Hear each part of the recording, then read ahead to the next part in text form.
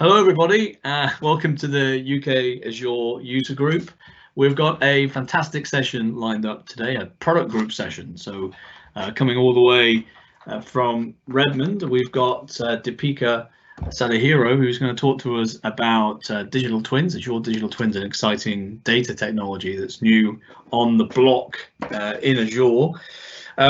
Just a few things to say at the start.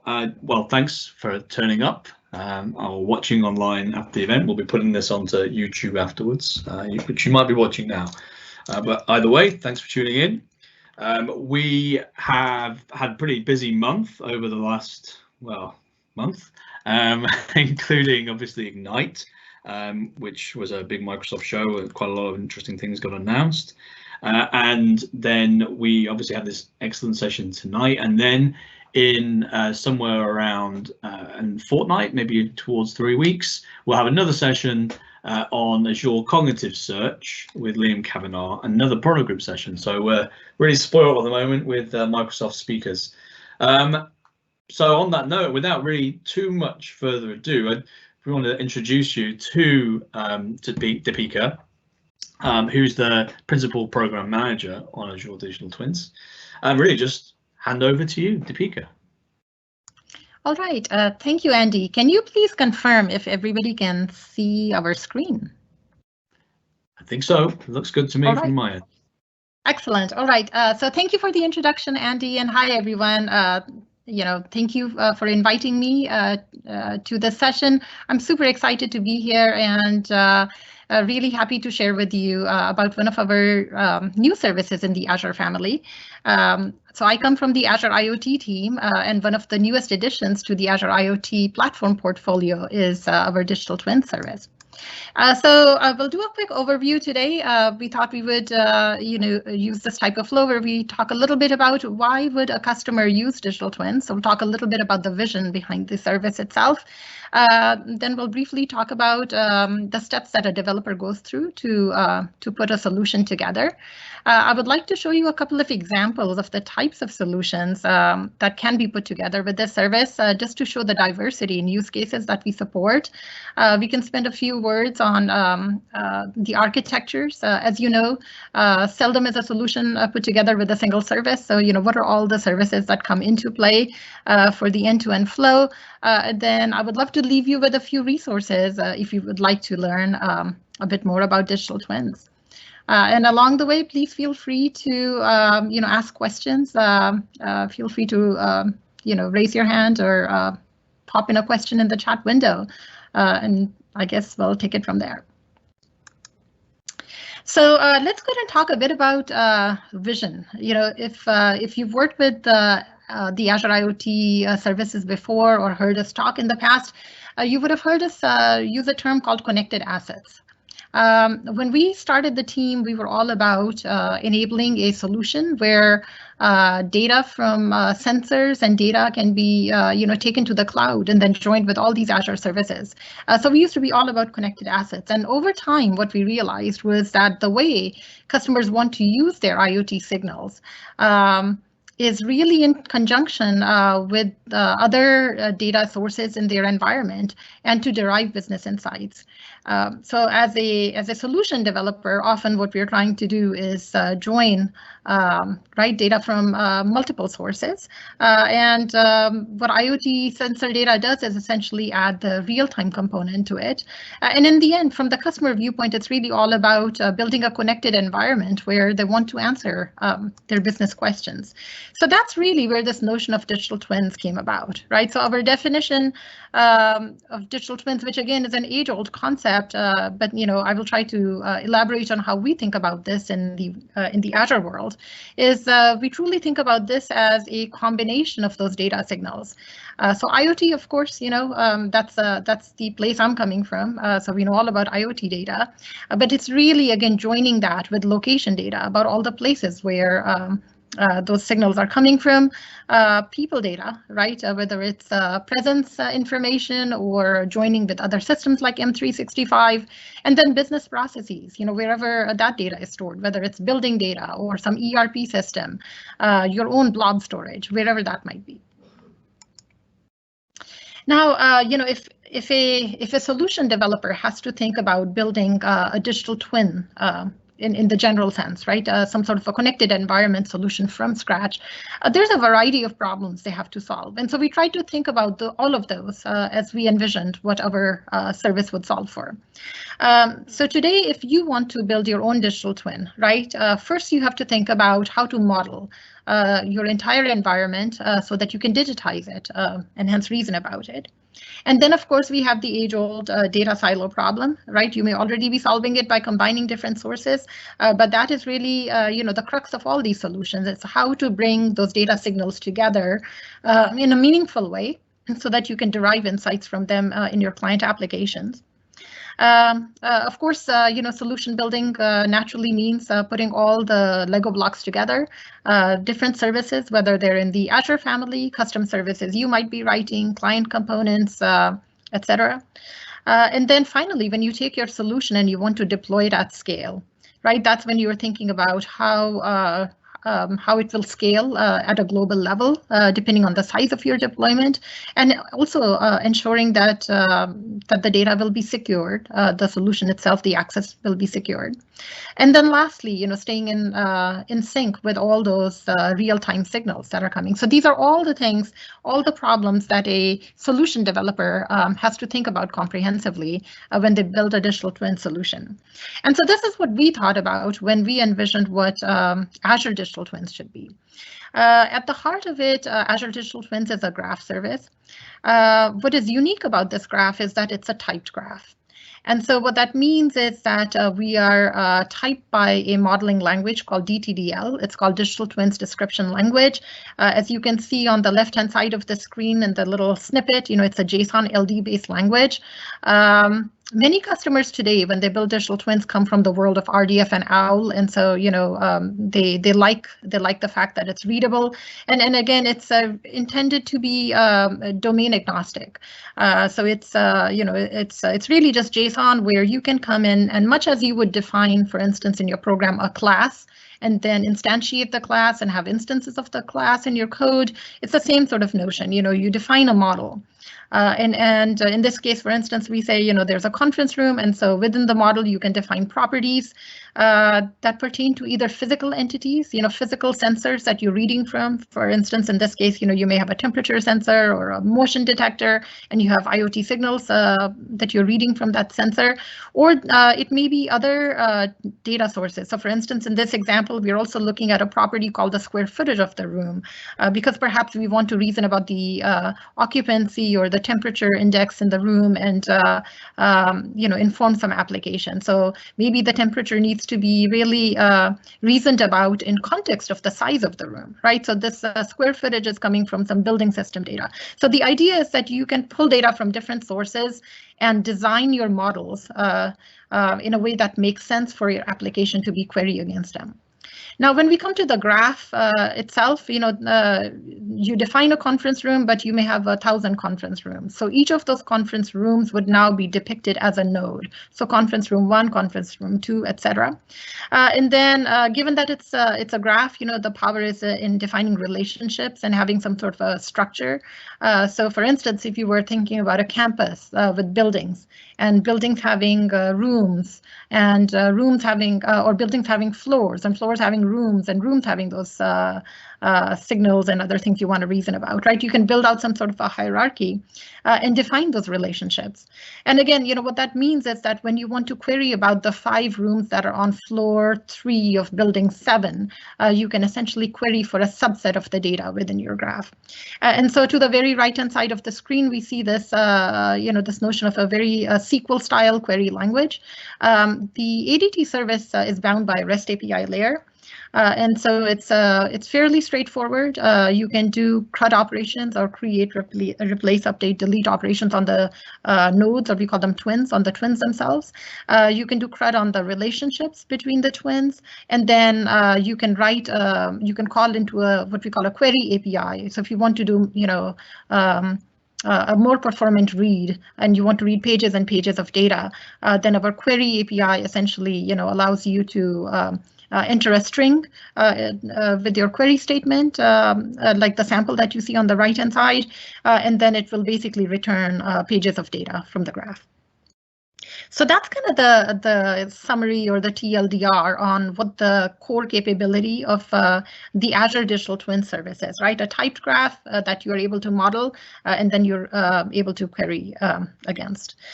We are doing some work to make it easy to start with these DTDL models in specific domains. So we are investing in a very open source manner with a variety of organizations to define what those ontologies should be. So Digital Twins description language is supported through a consortium called Digital Twins Consortium. Microsoft is one of 8 or 9 founding members, and today there's over 200 members in this consortium. So this is the forum for us to validate and talk about ontologies in specific domains. And in the references section, I'm leaving you with a couple of links today. One is to an ontology aligned with real estate core in the smart building space. And we also have a new Etsy and GSI based ontology for smart cities today. But again, the language itself is very open, and you can define models and create your own ontologies as well. So again, that's a quick overview of what the service is. We intentionally and strategically made a choice to partner with different visualization solutions. So if you're thinking about, how do I build my client app and how do I visualize the twin, that's where, we offer the REST API layer. And we are also building some partnerships with different ISVs who provide either visualization solutions, gaming engines, or even simulation engines to do so. And again, you will find several of these references at the end as well.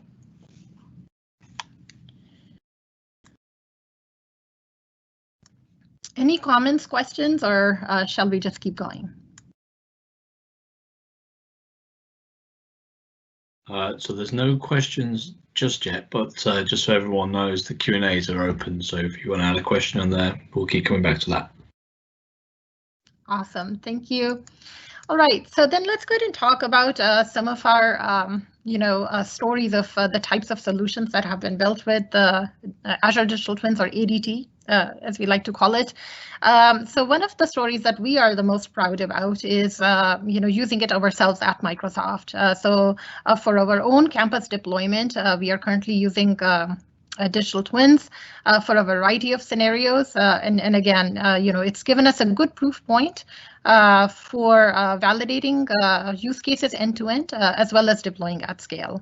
So this has been a fantastic experience for us internally to deploy it and learn, even in the early days from preview versions of the service. Let me go ahead and tell you about a couple of other stories that we brought here today. Again, one of the things we have really invested in is to make sure that Azure Digital Twins is flexible to be deployed in different domains. So other than smart buildings, we're also trying to enable solutions in a couple of other domains, and I will show you 2 examples of those. This first one is in the manufacturing domain. So imagine that we have our today, we have a chocolate factory here, and essentially we will talk about this flow on an assembly line where we want to do predictive maintenance. So here at Contoso Chocolate Factory, we have a variety of pieces of equipment that allow us to go through our flow of, starting with roasting the beans, separating them from the husks, grinding them up, mixing them up, and finally molding them into pieces of chocolate. So what's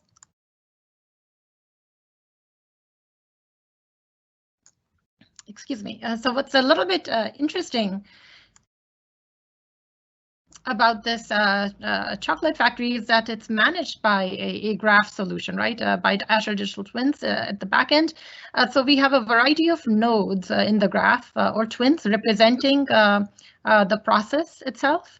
as well as hanging off these nodes indicating the process. We have nodes for the pieces of equipment on the assembly line, and then even branching out into specific sensors that we are bringing in signals from, IoT signals from. But again, the point to note here is that our entities represented as nodes in the graph can be physical as well as logical, right? So for instance, I have nodes for the entire line itself.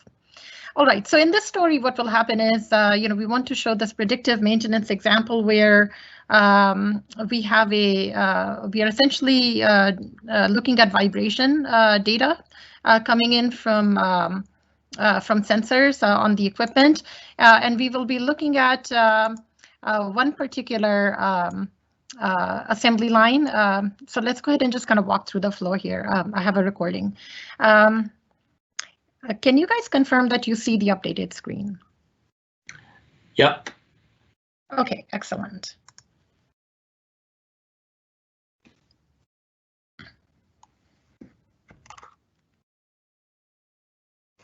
All right, so let's go ahead and just walk through this recording.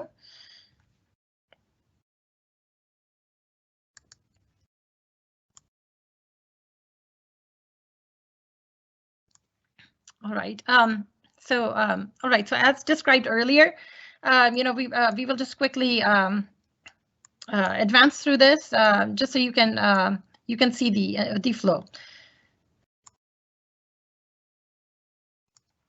So what we are using here for the visualization piece is a client software package called Hoops that is essentially being used to to depict the physical layout of the factory. So we can see details of the assembly line.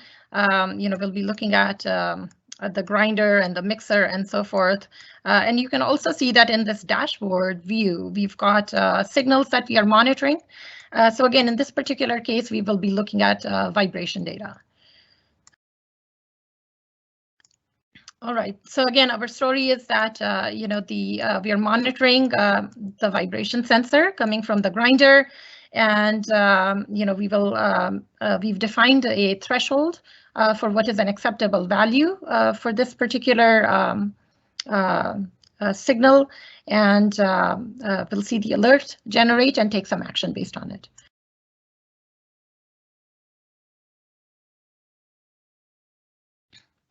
All right, so we are also showing that we are able to do machine learning to do predictive maintenance on different pieces of the equipment. And again, you can see visually we can depict which pieces of equipment are coming up for maintenance. All right, so as we said, what's interesting here is that we are managing this entire flow with a graph. And so in this case, let's go ahead and look at some of the twins. We will start by looking at the grinder twin, and you will notice a couple of properties. There is a property for looking at the value of the vibration sensor itself, and then there is also a property that tells us if an alert is available. Now the print is kind of small. I hope you can see on the right-hand side. If you remember, we defined those models in that JSON language. And so in this case, in our DTDL language, we described in our model a property called vibration and one called vibration alert, right? So the vibration is just reading the telemetry signal from the sensor. Here we see it's reading 268 Hertz at the moment. And since it is outside our threshold, the vibration alert property indicates that, currently it's false. So then over time, as the vibration reading changes and exceeds the threshold, we will see that, we can trigger the property to change from alert equals false to alert equals true. All right, so here time goes on and an alert happens, and so we should be able to see it update now. So now you can see the vibration reading itself has changed and the alert has now gone to true. So it's a very simplistic example, but what we're trying to depict here is that you can connect the physical world signals to being managed with this graph, and then show those in the visualization of your application. And you can also, propagate events. So this is really an eventing system where you can say, well, based on, this property change on this particular twin, I want to go ahead and update this other property on this other twin. And so that's essentially what we're doing here. We have a twin for the grinder and we have a twin for the assembly line. And so as we kind of advance through this flow, you will see that because the vibration alert has gone to true on the twin, we have some logic here in our application to say, go ahead and stop the entire assembly line.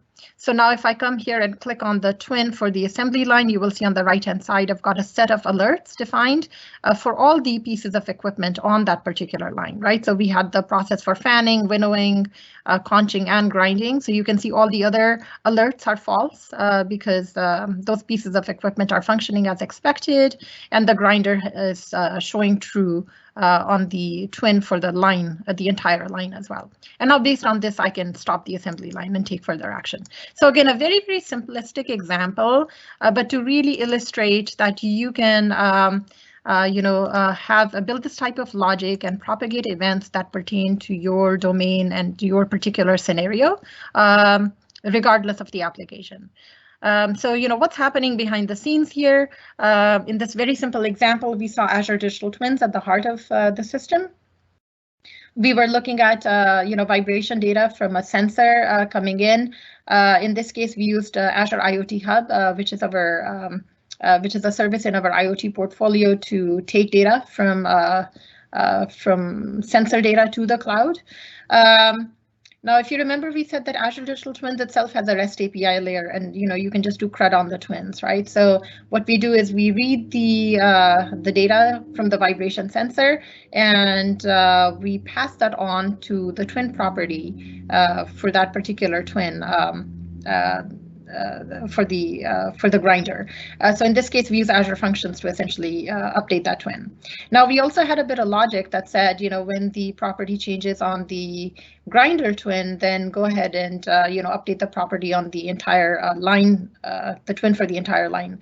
And so that's essentially done by egressing the vibration sensor data out to an event grid. It's basically one of our queuing services, and then again calling right back into Azure Digital Twins to update the second twin. We will be making more investments here to simplify this flow over time, but you can see this basic event propagation is possible both in context of ingressing and egressing events, as well as propagating the events themselves within the graph. And so that's really what stitches the end-to-end story together.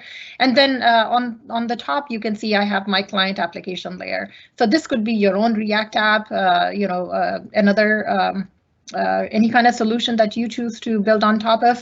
And in this case, we partnered with Techsoft 3D for their Hoop software. So you can see that, you have streaming geometry and you're able to see the updates in the viewer. So that was, a very simple example of using digital twins in the manufacturing domain. Here's another example that illustrates how to use digital twins in a completely different scenario. And so now let's go ahead and talk about supply chains. So here we are at Contoso Apparel, and by the way, if you guys know, if you work with us for a while, we use terms like Contoso and Fabricam as fictitious names for enterprises. All right, so Contoso Apparel here is deploying their supply chain solution at a global level. So you can see the visualization here, and again, what's interesting is that it's all backed up by ADT. This is one of our sample applications. We are also happy to share out the repository if you would like to take a closer look at the code. And so what will happen in this story is that we are depicting our warehouses and retail stores and factories as twins on this larger graph. And typically what we want with supply chains is to be able to have this, single pane of glass and to be able to not just monitor for alerts and events that happen, but also take action. So in this case, we will see that a particular warehouse has a problem, and so a section of the supply chain is affected. And then based on that, we are able to take some action and essentially write back to the twins to divert the supply chain flow to other parts of the network, which are still functional. So that is the core of the scenario here. And again, I have a recording that we can quickly walk through. So let me just bring that up.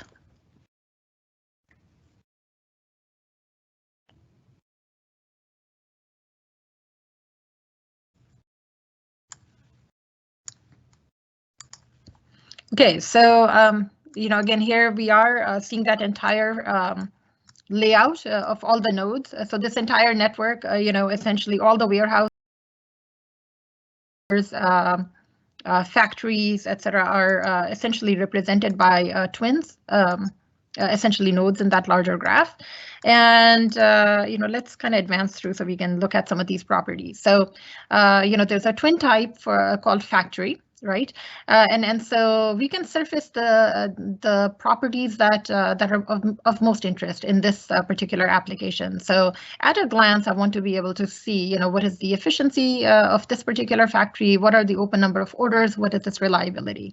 Of course, there's lots more data signals associated with it, but these are the three that are most meaningful in context of this application. So you can choose to surface those. Right, and the point being that they're managed as properties on those twins, so we can, again, using our eventing system of propagating events across twins, right, we can use logic to say if this changes, then update this. So here's, another twin type for shipments. So for all my shipments that are traveling from one area to another, I can track how they're doing, what is their ETA to their destination, what their current lat long is. And even if I want to track, are they going to arrive intact, undamaged or not, I can put some sensors to monitor if temperature or vibration, indicates that perhaps, thresholds have been exceeded and there's a higher chance that the shipment will arrive damaged. So again, in the supply chain flow, I want to be able to accommodate for, what I am shipping, right, by rail or by air or by ship. These vary in terms of the time they take and the cost that I would incur. And so this type of data would allow me to make decisions like knowing, okay, this percentage of the shipment looks like it might arrive damaged. So I am going to go ahead and, send another shipment by air so that I can still fulfill my order. So by getting these real-time signals, we are able to support scenarios like that. All right, so here we are, looking at a twin for the shipment itself. And again, all these entities are a part of that same graph, so we can reason about them together. And so, in this case, we have a story where, okay, so the store in California is reporting, some batch of T-shirts is affected. So let's go ahead and try to debug that problem and see what's going on. So now we go to our California store, and here in the retail store, we may be, surfacing different types of data. Here we want to look at stock levels or number of open orders and so forth. So, now maybe we want to say, okay, let's go ahead and diagnose like what exactly is happening with that particular order. So we're able to click into it. And again, you can bring in logic where you can say, okay, now let's go ahead and look at the, manufacturing line for that particular flow. So we already saw manufacturing flow in the previous demo, but you can see you can interleave all these systems. And now we can say, all right, so, let's go ahead and see where that problem is coming from. And here, we can again have twins representing different parts of this assembly line. And we can see, different signals that are of interest. So in this case, maybe we want to look at speed. Of course, we connect with services to go look at historical data as well. So, here we're monitoring temperature and humidity. And so in this particular case, we are showing integration with one of our historian services to say, let's go ahead and do some anomaly detection on that data, right? So let's see, let's diagnose what exactly is causing that problem on that batch of T-shirts. And so as you look at data from different lines, you can see, okay, so indeed, this particular signal indicates, line 2 is having some problems. And so indeed, that shipment is all going to be damaged. So now you know what all will be affected because of this, because of this this condition. And so now we can essentially identify which section of the supply chain is going to be affected by this particular line. And now you can come in and take some action and divert that flow to the other parts of the chain. So we can stop this particular line, take it off the grid, and then redirect that traffic, if you will. So you can see again, these types of flows are made possible or simplified because you can have that end-to-end view, and also you can not just monitor, but I think the key part is that it's a graph where you can read and write, and you can propagate events easily. So you get the flow from from both directions, and you're able to essentially integrate that together.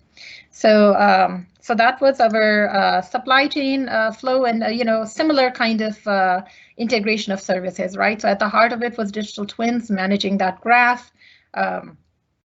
We had data coming from different sources, all that warehouse data that was coming from some ERP systems. And so in this case, we just used a Logic Apps connector to call into our REST API to update the relevant twins. And then the sensor data, same type of flow, right? Using IoT Hub to bring it in, and then using Azure Functions to update the twins in the graph itself. For notifications, we were using SignalR. And essentially going out to our web application, and then we also used a queuing structure with Event Hubs, another Azure service, to send that data to do anomaly detection with another Azure service called Time Series Insights, right? So that gave us the historical data in addition to the last known value data, which is available in the twins, in the Azure Digital Twin service. And so by combining data from all these services, we were able to essentially build the views that we saw.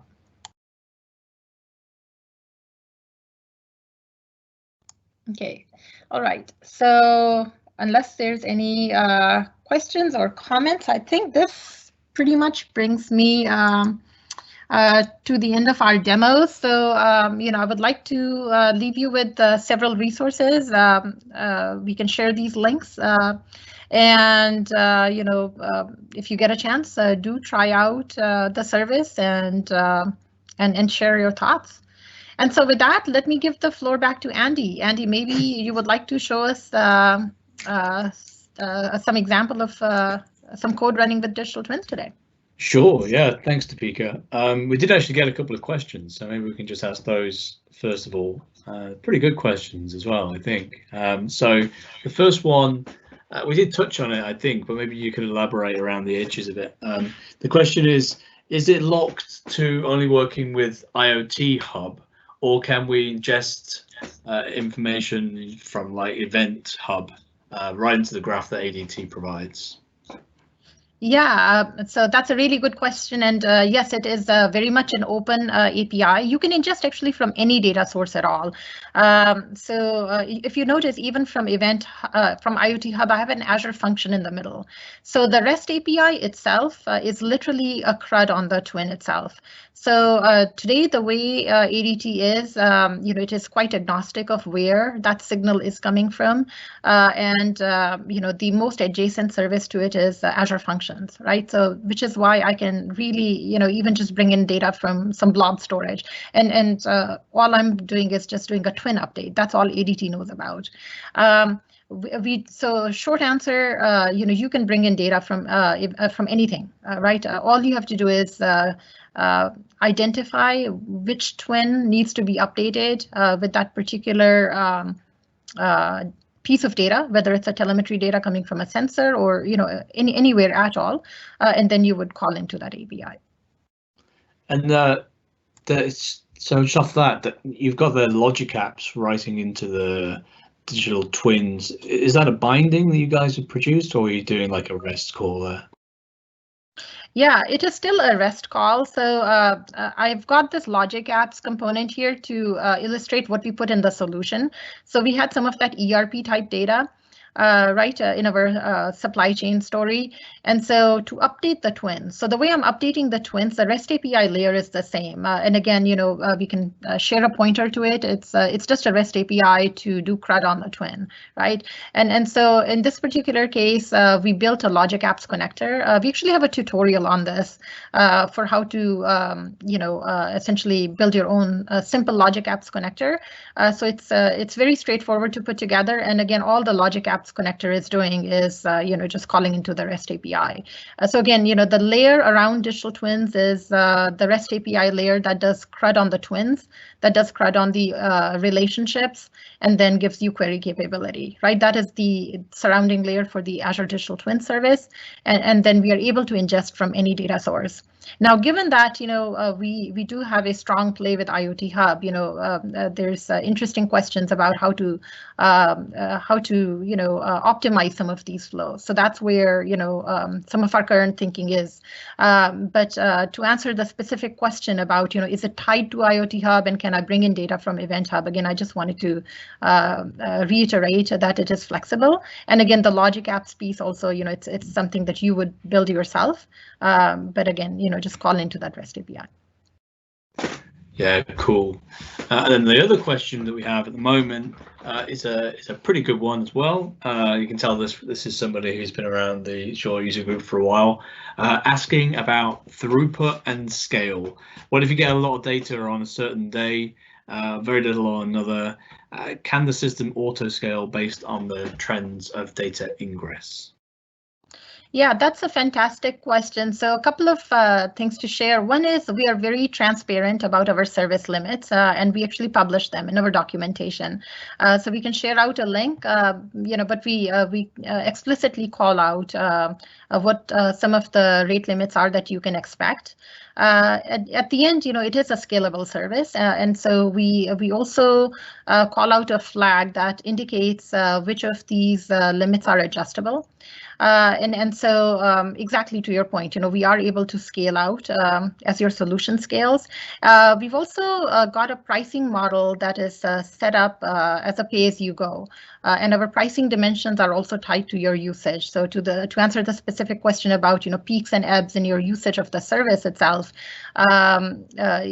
we have dimensions along the lines of API calls. We have a concept of what we call query units. You can just think about it as resource usage for running those queries, and then the number of messages. So those are our current pricing dimensions. And again, it's set up as a pay-as-you-go model. So it's really your charges are based on the usage of the service, and that kind of goes hand in hand with the scale capabilities where the service can support your scale goals as your deployment grows. Great. I hope I answered that. I think so. Okay.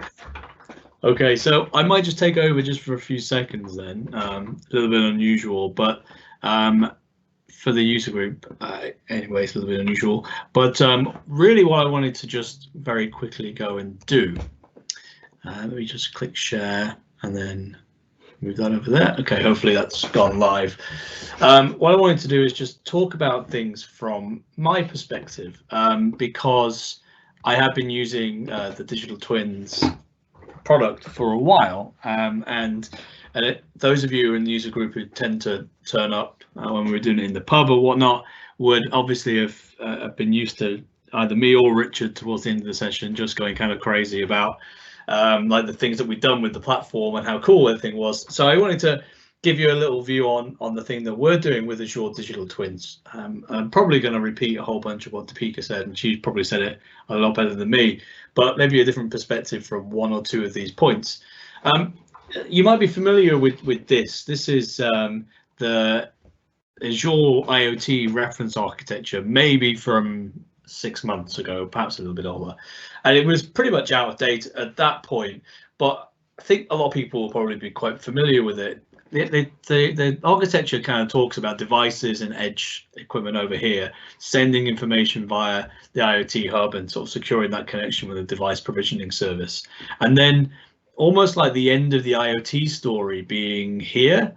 Like the IoT as a story was really around things and starting to get insights out of those things. And then everything on the right of the architecture, insights and actions, was effectively around a relatively typical Azure architecture. Like it wouldn't be much different from an enterprise streaming protocol or a big data protocol with this sort of throughput. Like you'd have these sort of types of services along the way. And what I really wanted to sort of just go into was the stuff that you can do different with Azure Digital Twins. And it's really about fixing some of the problems that you get with this sort of architecture, at least in my mind. And when I finish rambling, Deepika can probably argue with me on some of this.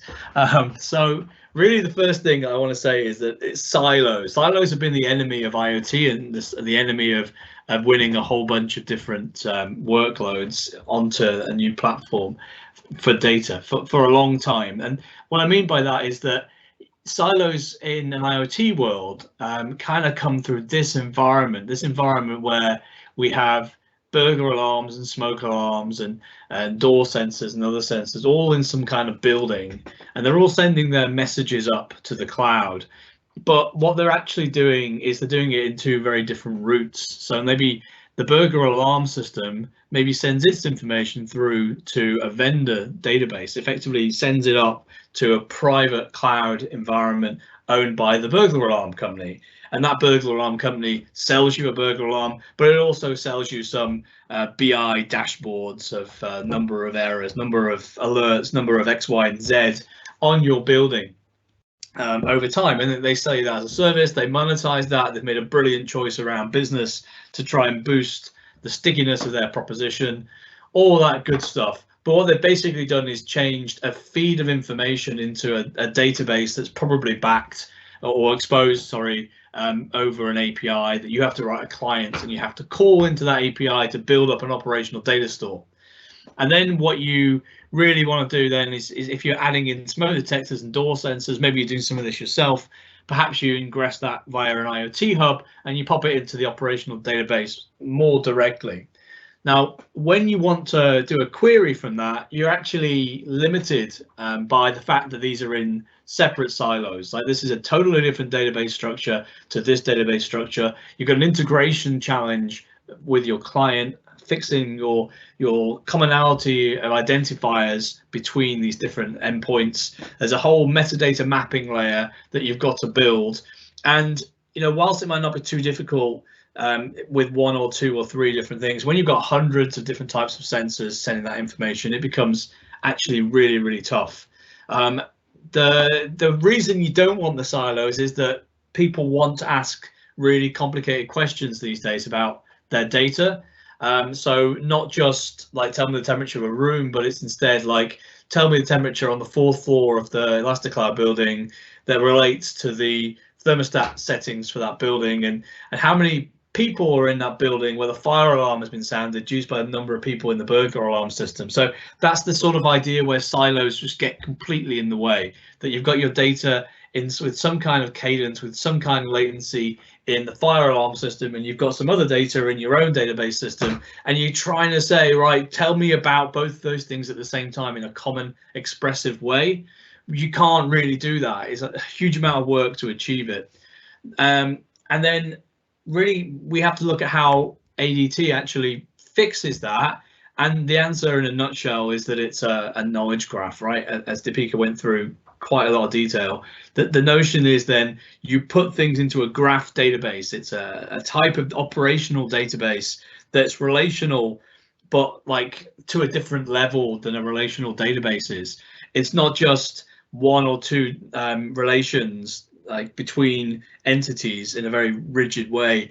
Instead, it's that everything can be related to everything else. And in fact, the relations between things can also have properties to give you sort of extra metadata layers between all the things which have got metadata over the top. And Deepika mentioned that it's like a typed graph. The nodes on the graph have their own type. So it's kind of like a structured database, or at least semi-structured database in its own right, but it's got just millions of different types of links between everything. And you can relate anything to anything else. You can do that in a way where you keep control when you say only these things can be linked to those other things, or you can do it in a way where actually you're saying that these open-ended relationships and lots of things can actually connect randomly to other things almost, which gives you a very expressive way to then go and query that graph. And what you end up doing is just chucking out that middleware operational database. You use Azure Digital Twin as that middle database. You still have some of the stuff at the start, you still have your IoT hub with a bridge connection going into it. You still have your client.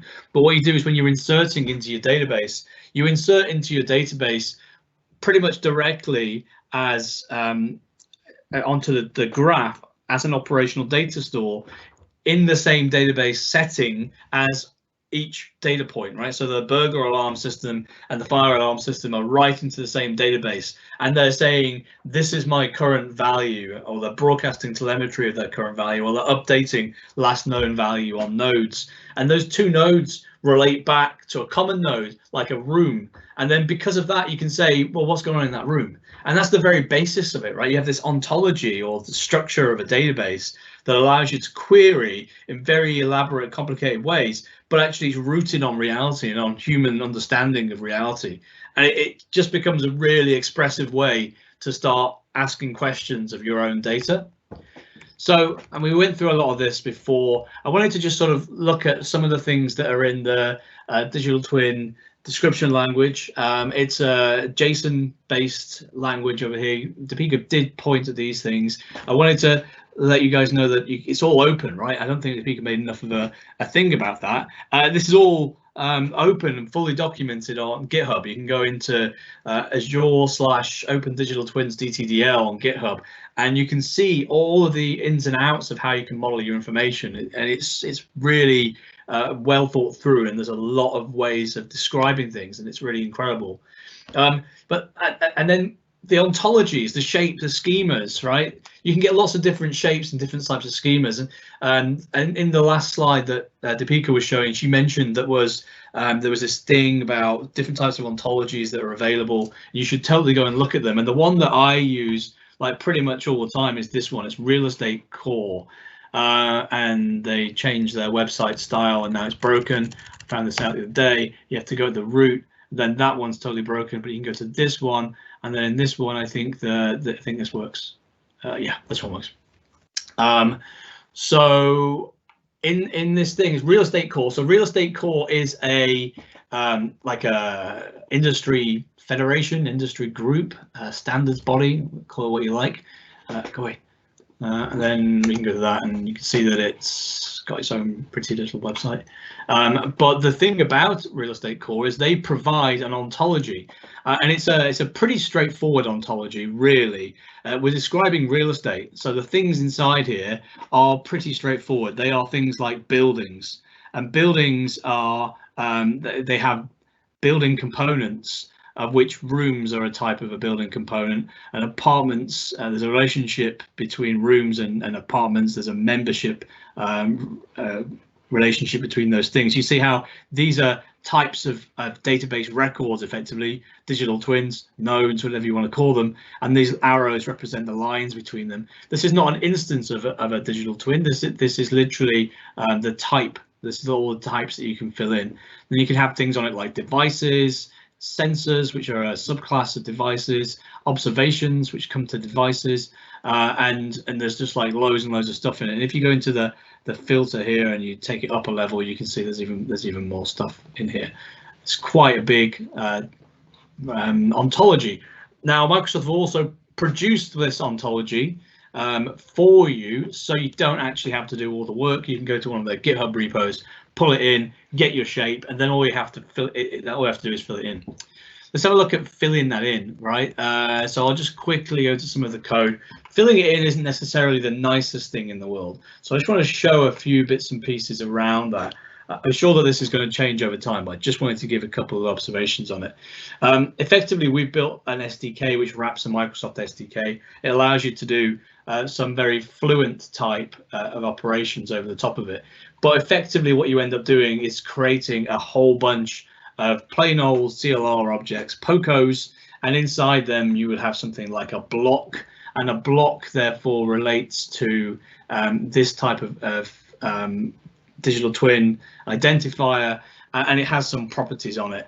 Now, what we do is we sort of define and declare and extend things off the back of the Real Estate Core. So you can see that Elasticlier's additions to the Real Estate Core get that kind of terminology. What do we do with it? We build a web app, and this is the web app over here. As you can see, it's all in .NET, it's in Blazor. And what we do with that, just to give you a really quick view of it, is we build over the top of digital twins. Those digital twins allow us to specify what buildings are available inside the twin. There's probably, oh, good, 404. Okay, that's not working. Great demo, Andy. Great demo. Yes, let's have a go with that again. I don't think that's going to get better. That's not the sort of thing that tends to get better. Now it's totally gone wrong. That's incredible. How has that gone so badly wrong so quickly? Let's just go over here. Before I start crying, let's try and run it again and see what happened. I probably just fat fingered one of the settings when I was spinning up my demo. Hang on, let's have a look.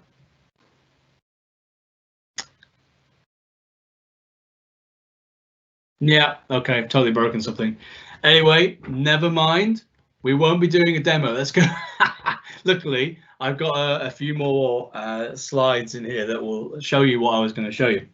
That's really annoyed me. Anyway, no good user group session goes without having a demo fail. So what do we do then? We take this information, we pass it through to a digital twin. GraphMaker is part of what we were talking about before, which is a way of putting this digital twin description language onto the twin.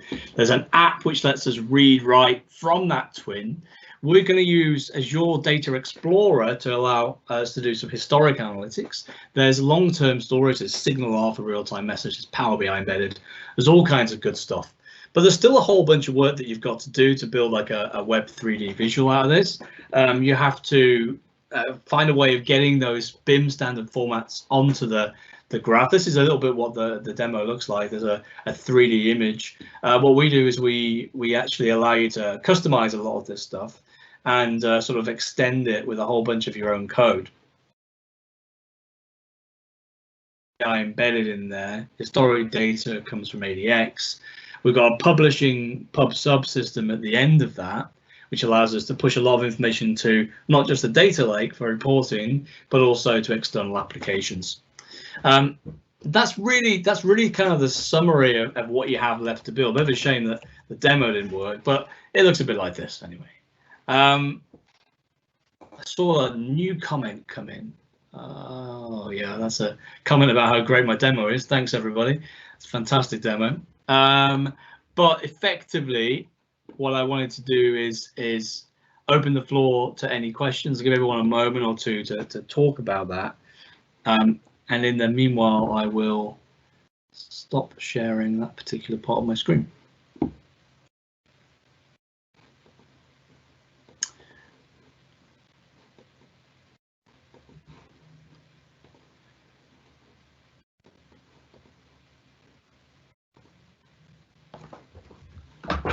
Okay, well, definitely not going to be able to get that thing to work.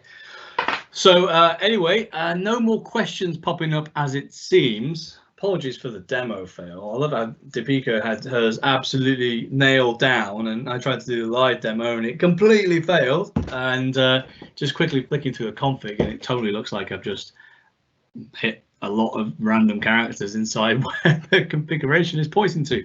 So that was never going to work. Never mind. If there's no more questions from the audience, give it 2 minutes. I guess there isn't going to be. Just wanted to thank Deepika. Thank you very much for coming and doing the talk. Apologies for ruining it with my talk at the end, which didn't do a demo well at all. Maybe we'll crop that before we put it on YouTube. Huh? But anyway, thank you very much, Deepika, for coming. There is another user group coming up in a few weeks' time for cognitive search with Liam Kavanagh. But that's all from us for today. Thank you all very much for attending. Yeah, thank you. Thank you for having me, Andy. Thank you very much.